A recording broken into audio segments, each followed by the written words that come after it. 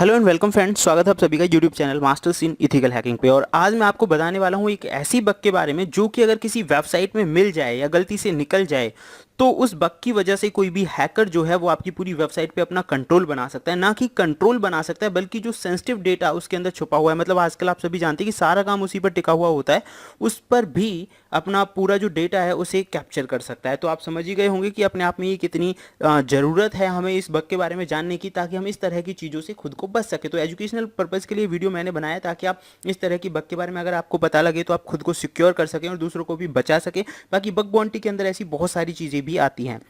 चलिए दोस्तों, शुरू करते हैं आज की इस इंटरेस्टिंग क्लास को। सबसे पहले मैं आप लोगों को बताना चाहूँगा कि आज की इस क्लास में हम क्या क्या चीज़ें सीखने वाले हैं।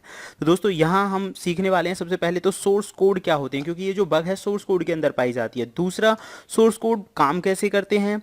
देन जो एक अटैकर है वो इसकी एडवांटेज किस तरह से ले सकता है, ये हम प्रैक्टिकली देखेंगे, इसलिए वीडियो शुरू से एंड तक पूरा आप देखें। और वो कैसे करता है, मतलब प्रैक्टिकली इस चीज़ को।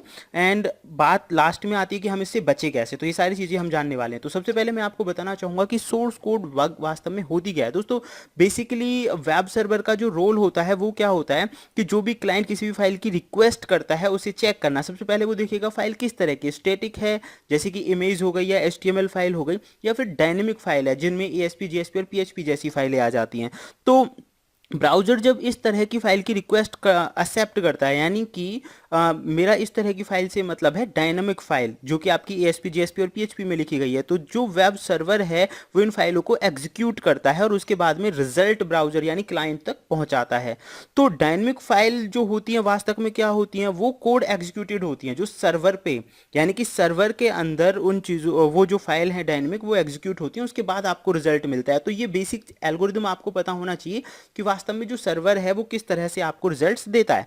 तो सोर्स कोड का ये काम होता है। अगर मान लीजिए उनके अंदर कोई कमी मिल जाए, इसे हम बोल रहे हैं सोर्स कोड डिस्क्लोजर भी बोल सकते हैं हम इसे, तो इस कमी की वजह से कोई भी जो अटैकर है वो सर्वर साइड की जो स्क्रिप्ट्स है वहां से जो इन्फॉर्मेशन है उसे कैप्चर कर सकता है। अब आप तो जानते हैं कि सर्वर पे सारी इन्फॉर्मेशन स्टोर्ड होती है, आपके क्लाइंट्स की इन्फॉर्मेशन, आईडी, पासवर्ड, सेंसिटिव जो इन्फॉर्मेशन होती है वो सर्वर पे ही होती है।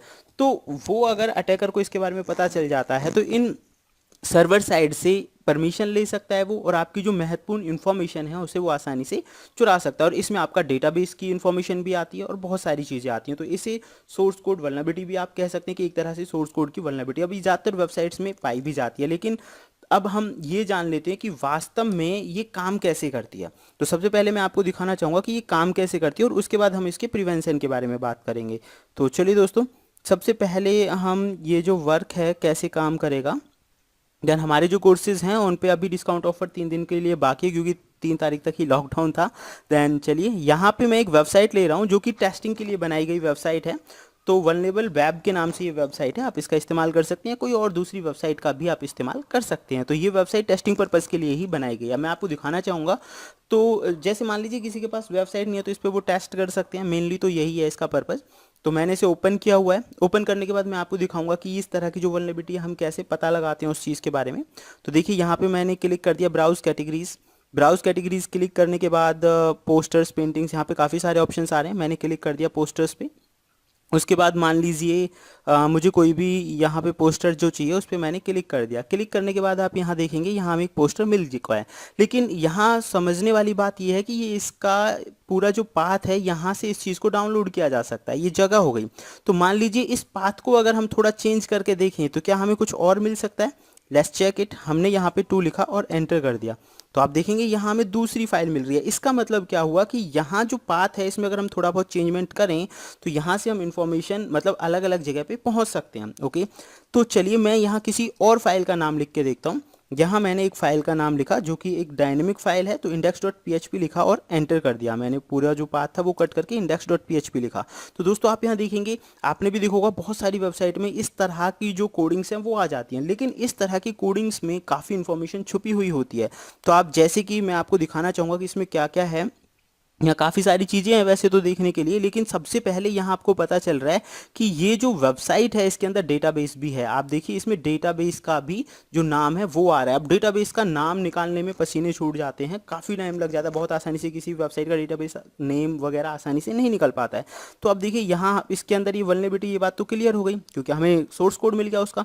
अब हमें क्या करना है, मैंने इस चीज़ को कर लिया कॉपी, और कॉपी करने के बाद मैं ये जो इन्फॉर्मेशन है वो कर देता हूँ यहाँ पर पेस्ट और एंटर कर देता हूँ। देखते हैं एंटर करने के बाद क्या मिलता है। तो दोस्तों आप देखेंगे कि कनेक्शन जो है, यानी कि माई एसक्यूएल का जो डेटाबेस कनेक्शन है उसके बारे में हमें पता चल रहा है। लेकिन यहाँ पता है हमें कितनी इन्फॉर्मेशन, यहाँ पे कितनी खास चीज़ मिली है, ये आप देखिए उसका यूज़र नेम और पासवर्ड भी हमें यहाँ पे मिल गया है। तो दैट मीन्स डेटाबेस के कनेक्शन का यूज़र नेम और पासवर्ड अगर हमें मिल जाए तो आप समझ ही सकते हैं, तो डेटाबेस से माई एसक्यूएल की मदद से हम सीधे सीधे कनेक्ट हो जाएंगे और उसमें से जितनी भी इंफॉर्मेशन छुपी हुई है उसे हम कैप्चर कर पाएंगे। तो ये देखिए आपकी समझ में आ ही गया होगा। तो मैनी टाइम्स जैसे भी कई बहुत सारी जगह पे आपने देखा होगा, जब भी हम इन्हें देखते हैं इंस्पेक्ट एलिमेंट्स करते हैं तो हमें बहुत सारे कोड्स वगैरह मिल जाते हैं, हमें नहीं पता होगा, लेकिन अब आपकी समझ में आ गया होगा कि ये जो इंस्पेक्ट एलिमेंट करके इन्फॉर्मेशन मिलती है ये अपने आप में कितनी खास होती है और इसमें कितना सारा इन्फॉर्मेशन जो है वो छुपा हुआ होता है, आप देख सकते हैं। तो ऐसे ही फ्रेंड्स आप समझ ही गए होंगे कि ये जो वल्नरेबिलिटी है कैसे चेक करनी है और टेस्ट करनी है। अब मैं बात करूंगा कि हाँ इसकी वल्नरेबिलिटी, हमें इसके डेटाबेस का नाम मिल गया, तो इन डेटाबेस के यूज़र नेम और पासवर्ड से तो कोई भी सीधे सीधे लॉगिन हो ही सकता है, जैसे माईएसक्यूएल की जानकारी है।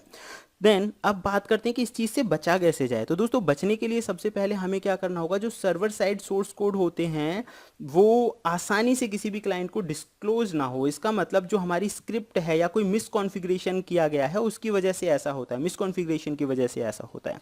तो एग्जीक्यूटेबल ग्रांट परमिशंस वगैरह वो हमें सोच समझ कर देनी है।